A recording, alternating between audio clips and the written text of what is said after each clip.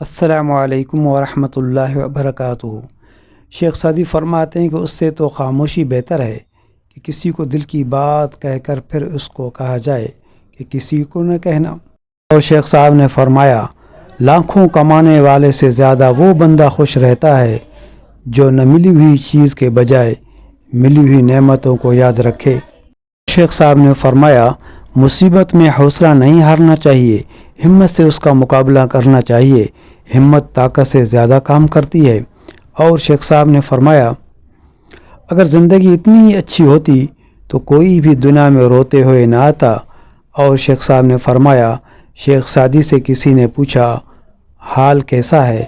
جواب دیا، اللہ کی نعمتیں کھا کھا کر دانت ٹوٹ گئے ہیں، مگر زبان اس کی ناشکری سے باز نہیں آتی۔ اپنا خیال رکھیں، ہمیں دعاؤں میں یاد رکھیں۔ جزاکم اللہ خیر۔